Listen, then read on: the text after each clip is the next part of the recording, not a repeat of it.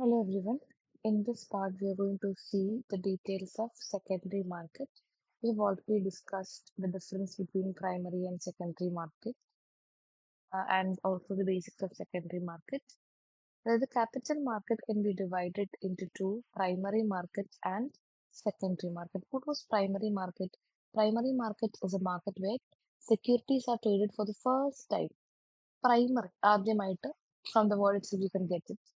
Secondary market എന്ന് പറഞ്ഞാൽ already primary മാർക്കറ്റിൽ ഇഷ്യൂ ചെയ്ത സെക്യൂരിറ്റീസ് വീണ്ടും വീണ്ടും ബൈ ആൻഡ് സെൽ ട്രേഡ് ചെയ്യുന്നതിനെയാണ് നമ്മൾ എന്ത് പറയുന്നത് secondary market. Market where existing securities are bought and sold after being issued in primary. Already issued financial instruments trade ചെയ്യാനുള്ള മാർക്കറ്റാണ് secondary market. It is done through an organised market place known as stock exchange.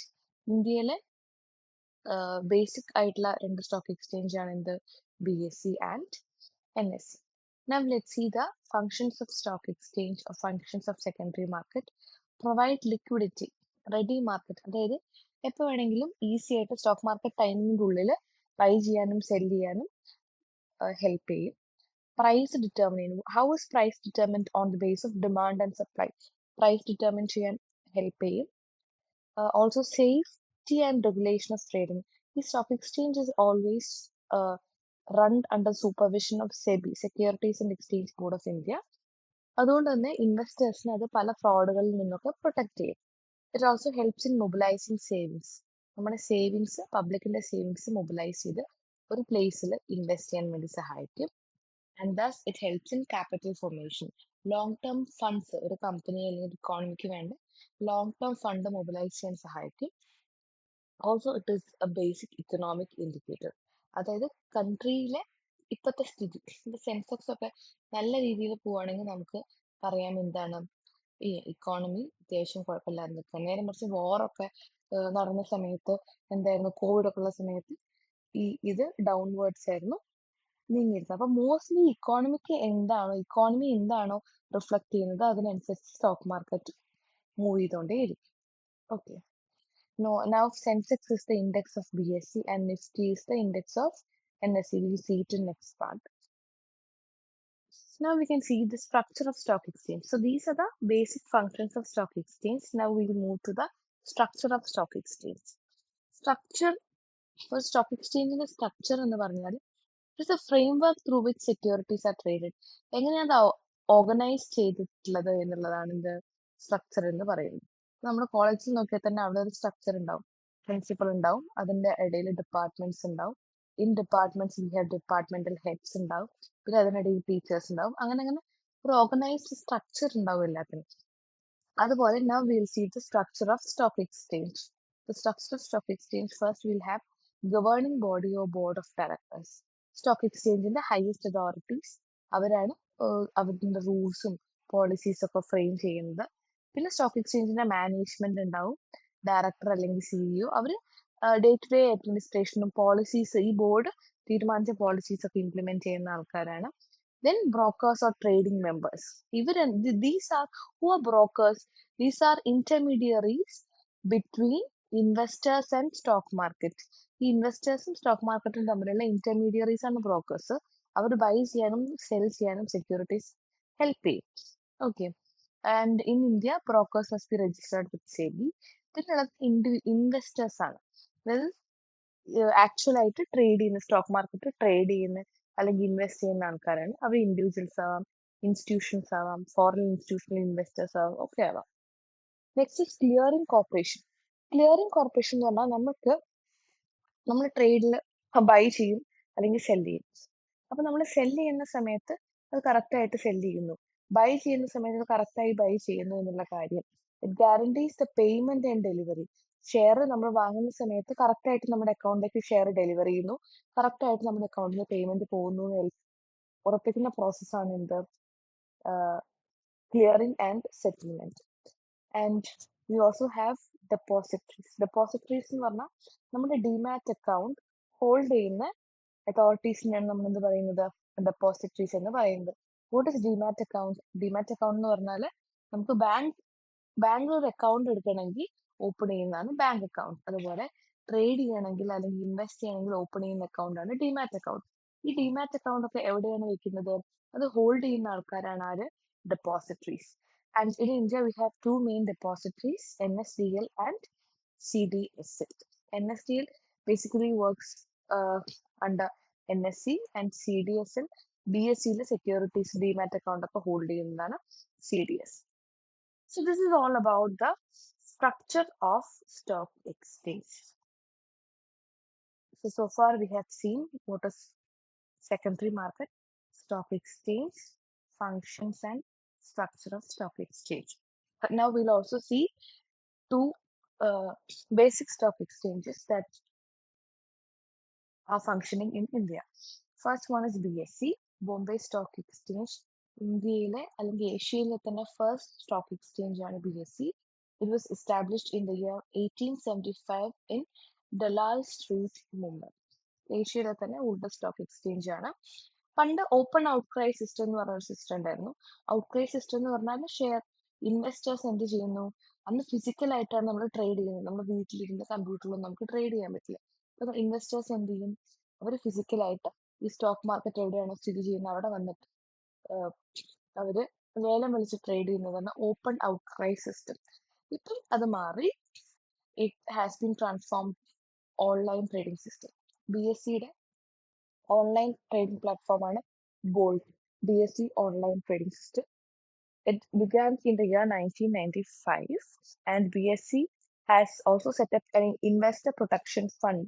ഇൻവെസ്റ്റേഴ്സിനെ വേറെ ഫ്രോഡ്സിനെതിരെയൊക്കെ protect ചെയ്യാൻ in the year 1987. And the index of BSE is called Sensex. Sensex എന്ന് പറഞ്ഞാൽ BSE index ആണ്. അത് 30 കമ്പനീസിലെ BSEയിലെ strong ആയി നിൽക്കുന്ന ഫിനാൻഷ്യലി സൗണ്ട് ആയി നിൽക്കുന്ന ടോപ്പ് 30 കമ്പനീസിന്റെ ആവറേജ് ആയിട്ടുള്ള പെർഫോമൻസ് മെഷർ ചെയ്യുന്നതാണ് എന്ത്? സെൻസെക്സ്. പേപ്പർ വായിക്കുന്ന ആൾക്കാർ അല്ലെങ്കിൽ നിങ്ങൾ സ്റ്റോക്ക് മാർക്കറ്റ് റിലേറ്റഡ് എന്തെങ്കിലും ഫോളോ ചെയ്യുന്നുണ്ടെങ്കിൽ നിങ്ങൾക്കറിയാം സെൻസെക്സ് കൂടി, സെൻസെക്സ് ഇടിഞ്ഞു എന്നൊക്കെ നമുക്ക് കാണാം.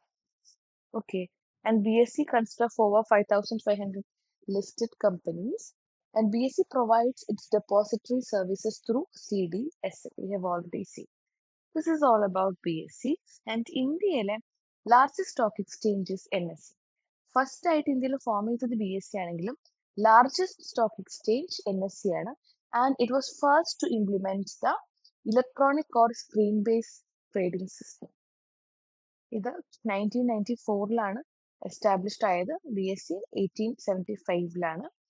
ആൻഡ് BSEനെ കമ്പയർ ചെയ്യുമ്പോൾ ഒന്നുകൂടെ ലാർജ് ആണ് NSE. And the index of NSE is called Nifty. Nifty എന്ന് പറഞ്ഞാൽ BSEയിൽ നമുക്ക് സെൻസെക്സിൽ ടോപ്പ് 30 കമ്പനീസിന്റെ ഒരു ആവറേജ് ആണെന്ന് പറഞ്ഞു. അതുപോലെ നിഫ്റ്റി ടോപ്പ് ആയിട്ടുള്ള 50 കമ്പനീസ്, NSEയിലെ ടോപ്പ് 50 കമ്പനീസിന്റെ ഒരു ആവറേജ് ആണ് നിഫ്റ്റി കാണിക്കുന്നത്. ഇതുപോലെ സെൻസെക്സ് ഇടിഞ്ഞു എന്നൊക്കെ ഉള്ളതുപോലെ തന്നെ നമുക്ക് നിഫ്റ്റി കൂടി, നിഫ്റ്റി ഇടിഞ്ഞു എന്നൊക്കെ ഉള്ളത് നമുക്ക് കാണാൻ പറ്റുന്നതാണ്. So this is all about the two different kinds of stock exchange. Now we'll see trading procedure. എങ്ങനെയാണ് നമുക്ക് സ്റ്റോക്ക് മാർക്കറ്റിൽ ട്രേഡ് ചെയ്യാൻ പറ്റുന്നത്? What is online trading? Online trading is nothing but the process of buying and selling of securities through online. അത് computer based ആവാം, അല്ലെങ്കിൽ നമുക്ക് നമ്മുടെ ഫോണിലൂടെയും ചെയ്യാം. നമുക്ക് എവിടെയാണ് നമ്മൾ ഈ സ്റ്റോക്സ് ഒക്കെ ലിസ്റ്റ് ചെയ്തിട്ടുണ്ടാവുക? നമ്മൾ ഒന്നെങ്കിൽ BSE അല്ലെങ്കിൽ NSE. നമ്മൾ ഡയറക്റ്റ്ലി ആണോ ട്രേഡ് ചെയ്യുന്നത്? അല്ല. വിൽ ഓൾവേസ് ട്രേഡ്, നമ്മുടെ ഇൻഡിവിജ്വൽസ് ആണ്. Will always trade through intermediaries known as brokers. ഈ ബ്രോക്കേഴ്സ് ആണ്, these are the people who connect investors and the companies or the trading platform. Stock എക്സ്ചേഞ്ചും ഇൻവെസ്റ്റേഴ്സും തമ്മിലുള്ളൊരു ഇന്റർമീഡിയറീസ് ആണ് ബ്രോക്കേഴ്സ്. ഈ ഒരു പ്ലാറ്റ്ഫോം വഴിയാണ് നമ്മൾ എന്ത് ചെയ്യുന്നത്? ട്രേഡ് ചെയ്യുന്നത്. അപ്പം നമുക്ക് ഒരുപാട് ബ്രോക്കേഴ്സ് ഉണ്ട്. For example we have Zerodha, Grow, Angel One, അങ്ങനെ ഒരുപാട് ജിയോജിത് ബ്രോക്കേഴ്സ് ഉണ്ട്. അപ്പോൾ നമുക്ക് ആദ്യം ബ്രോക്കറിന്റെ അടുത്ത് നമ്മൾ രജിസ്റ്റർ ചെയ്യണം. They will give us an app. Usually നമ്മൾ ആപ്പിലൂടെയാണ് ഷെയർ ബൈ ചെയ്യുക ആൻഡ് സെൽ ചെയ്യുക. Now let's see trading procedure. First one is opening DMAT account. DMAT account നമുക്ക് ബാങ്കിൽ ഡെപ്പോസിറ്റ് ചെയ്യണമെങ്കിൽ ബാങ്ക് അക്കൗണ്ട് വേണം. അതുപോലെ ട്രേഡ് ചെയ്യണമെങ്കിൽ എന്ത് വേണം? We need DMAT account. Demat account എപ്പോഴും നമ്മൾ ഓപ്പൺ ചെയ്യാൻ ഒരു രജിസ്റ്റേർഡ് സ്റ്റോക്ക് ബ്രോക്കറുടെ അടുത്ത് നമുക്ക് ഡിമാറ്റ് അക്കൗണ്ട് ഓപ്പൺ ചെയ്യാൻ പറ്റുള്ളൂ. അതിന്റെ എക്സാമ്പിൾ ആണ് ഏഞ്ചൽ വൺ, സെറോദ എന്നൊക്കെ പറഞ്ഞത്. ഇപ്പൊ ഡിമാറ്റ് അക്കൗണ്ട് ഓപ്പൺ ചെയ്യണമെങ്കിൽ വെറുതെ നമുക്ക് ഓപ്പൺ ചെയ്യാൻ പറ്റില്ല. നമുക്ക് ആദ്യം എന്ത് ചെയ്യാം, ഇപ്പൊ നമുക്ക് സെറോദയുടെ അടുത്താണ് ഓപ്പൺ ചെയ്യുമെങ്കിൽ സെറോദയുടെ പ്ലാറ്റ്ഫോം നമുക്ക് ആപ്പ് കൈറ്റ് എന്ന് പറഞ്ഞ ആപ്പ് ഉണ്ട്, അത് ഡൗൺലോഡ് ചെയ്തിട്ട് we need open a demat account. Demat account open ചെയ്യാൻ PAN number, bank account number, Aadhaar number, പിന്നെ അതർ പേഴ്സണൽ ഡേറ്റ, ഫോട്ടോസ് ഒക്കെ കൊടുത്തിട്ട് നമ്മൾ ആദ്യം ഡിമാറ്റ് അക്കൗണ്ട് തുടങ്ങും. Now we need to log into the trading platform. ഇപ്പോൾ സെറോദയുടെ ആപ്പാണ് യൂസ് ചെയ്യുന്നതെങ്കിൽ we need to log into the trading account എടുത്തതിന് ശേഷം trading പ്ലാറ്റ്ഫോമിലേക്ക് we need to log in either through our mobile phone or using computer. പിന്നെ നമ്മൾ എന്ത് ചെയ്യണം, we need to choose the security. ഏത് കമ്പനിയുടെ ഷെയർ ആണ് വാങ്ങുക വിൽക്കുക വേണ്ടത് അത് ചൂസ് ചെയ്യുക. എന്നിട്ട് ഓർഡർ പ്ലേസ് ചെയ്യുക, അതായത് എത്ര ഷെയർ, ഏത് പ്രൈസിൽ, ഏത് ടൈപ്പ് ഓഫ് ഓർഡർ ആണ്, അതായത് നമുക്ക് മാർക്കറ്റ് പ്രൈസിൽ വേണോ അല്ലെങ്കിൽ നമുക്ക് ഇഷ്ടമുള്ള പ്രൈസ് സെറ്റ് ചെയ്യണോ എന്നുള്ള ഡീറ്റെയിൽസ് ഒക്കെ കൊടുക്കുക. And once the order is placed it will be send to the stock exchange. അവിടെ സ്റ്റോക്ക് എക്സ്ചേഞ്ച് എന്ത് ചെയ്യും, ഓർഡർ മാച്ച് ആണോ എന്നുള്ളത് നോക്കും. അതിനുശേഷം മാച്ച് ചെയ്ത് കഴിഞ്ഞാൽ അവർ എക്സിക്യൂട്ട് ചെയ്യും. എക്സിക്യൂട്ട് ചെയ്ത് കഴിഞ്ഞാൽ അതിന്റെ സെറ്റിൽമെന്റ് ഇന്ത്യയിൽ T+1 സെറ്റിൽമെന്റ് ആണ് എടുക്കുന്നത്. അതായത് ഒരു ദിവസം എടുക്കും. നമ്മൾ ഇപ്പോൾ ഒരു ഷെയർ സെല് ചെയ്ത് കഴിഞ്ഞാൽ അതിന്റെ പൈസ നമ്മുടെ അക്കൗണ്ടിലേക്ക് ക്രെഡിറ്റ് ആവാൻ വേണ്ടി ഒരു ദിവസമാണ് യൂഷ്വലി എടുക്കാറുള്ളത്. So this is the basic procedure of trading. So basic ആയിട്ട് നമുക്ക് എന്ത് വേണം, ഡിമാറ്റ് അക്കൗണ്ട് വേണം. പിന്നെ ഒരു ബ്രോക്കറിന്റെ അടുത്താണ് നമ്മൾ ഡിമാറ്റ് അക്കൗണ്ട് രജിസ്റ്റർ ചെയ്യുന്നത്. ആ ബ്രോക്കറിന്റെ ആപ്പ് ത്രൂ നമുക്ക് എന്ത് ചെയ്യാൻ പറ്റും, ട്രേഡ് ചെയ്യാൻ പറ്റും. And now about the last part, clearing and settlement. ഇവിടെ നമ്മൾ ട്രേഡിംഗ് പ്രൊസീജിയറിൽ ഏറ്റവും ലാസ്റ്റ് കാണുന്ന ഒരു സ്റ്റെപ്പാണ് clearing, settlement of transaction. Clearing and settlement of transaction means it is the process of completing a securities transaction after a trade is executed. ഒരു സാധനം നമ്മൾ വാങ്ങി, ഫോർ എക്സാമ്പിൾ നമ്മൾ അദാനി കമ്പനി എടുത്തു, അദാനിയുടെ ഒരു 50 ഷെയർ നമ്മൾ വാങ്ങിക്കഴിഞ്ഞാൽ നമ്മൾ 50 ഷെയർ വാങ്ങി നമ്മുടെ അക്കൗണ്ടിൽ, ഡിമാറ്റ് അക്കൗണ്ടിൽ എന്ത് ക്രെഡിറ്റ് ആവും, ഈ 50 ഷെയർ ക്രെഡിറ്റ് ആവണം. എന്ത് ഡെബിറ്റ് ആവും, ഈ 50 ഷെയറിന്റെ പൈസ നമ്മുടെ ബാങ്ക് അക്കൗണ്ടിൽ നിന്ന് ഡെബിറ്റ് ആവണം. അപ്പൊ ഈ പ്രോസസ്സ് കംപ്ലീറ്റ്ലി നടക്കുന്നതിനാണ് നമ്മൾ എന്ത് പറയുന്നത്, ക്ലിയറിംഗ് ആൻഡ് സെറ്റിൽമെന്റ് എന്ന് പറയുന്നത്. Clearing is the process of identifying the obligation of buyer and seller after A trade is executed. അതായത് ട്രേഡ് നമ്മൾ ഓർഡർ പ്ലേസ് ചെയ്ത് കഴിഞ്ഞാൽ എത്ര ഷെയർ നമ്മൾ വാങ്ങി, എത്ര ഷെയർ, എത്രയാണ് അതിന്റെ പൈസ, പിന്നെ ഓർഡർ മാച്ച് ചെയ്യുക, പിന്നെ എത്രയാണ് സെറ്റിൽമെന്റ് എമൗണ്ട് എന്നുള്ളത് കാൽക്കുലേറ്റ് ചെയ്യുകയൊക്കെയാണ് ഏത് പ്രോസസ്സിൽ നടക്കുന്നത്, clearing process. And settlement is the final step where actual transfer of securities and fund takes place between buyer and seller. And സെറ്റിൽമെന്റിൽ എന്ത് നടക്കുന്നു, നമ്മളിപ്പം ടാറ്റ മോട്ടോഴ്സിന്റെ ഒരു 100 ഷെയർ വാങ്ങിക്കഴിഞ്ഞാൽ നമ്മുടെ അക്കൗണ്ടിൽ എന്ത് ക്രെഡിറ്റ് ആവും, ടാറ്റ മോട്ടോഴ്സിന്റെ 100 ഷെയർ നമ്മുടെ ഡിമാറ്റ് അക്കൗണ്ടിൽ ക്രെഡിറ്റ് ആവും. എന്ത് ഡെബിറ്റ് ആവും, നമുക്ക് ആ 100 ഷെയറിന്റെ പൈസ നമ്മുടെ അക്കൗണ്ടിൽ നിന്ന് എന്ത് ചെയ്യും, ഡെബിറ്റ് ചെയ്യപ്പെടും.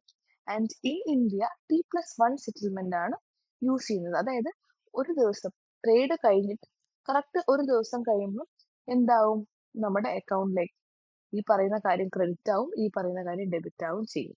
And settlement involves the buyer pays the money through broker. നമ്മുടെ ആൻഡ് ഇവിടെ നമ്മുടെ അക്കൗണ്ടിൽ എന്ത് ക്രെഡിറ്റ് ആവും, ഡിമാറ്റ് അക്കൗണ്ടിൽ ഷെയർ ക്രെഡിറ്റ് ആവും. And shares are transfer to buyer's demat account and money is transfer to the seller. അപ്പൊ ഈ പ്രോസസ്സ് ട്രേഡിംഗ് കംപ്ലീറ്റ് അല്ലെങ്കിൽ ഇൻവെസ്റ്റ്മെന്റ് കംപ്ലീറ്റ് ചെയ്യുന്ന പ്രോസസ്സിനാണ് നമ്മൾ എന്ത് പറയുന്നത്, ക്ലിയറിംഗ് ആൻഡ് സെറ്റിൽമെന്റ്. ഇന്ത്യയിൽ T+1 സെറ്റിൽമെന്റ് സൈക്കിളാണ് ഇപ്പം നിലവിൽ ഉള്ളത്. So far we have seen secondary market functions. Functions of secondary market is very important. Structure of stock exchange, BSE, NSE, major stock exchange in India, trading procedure, and the last step of trading, clearing and settlement.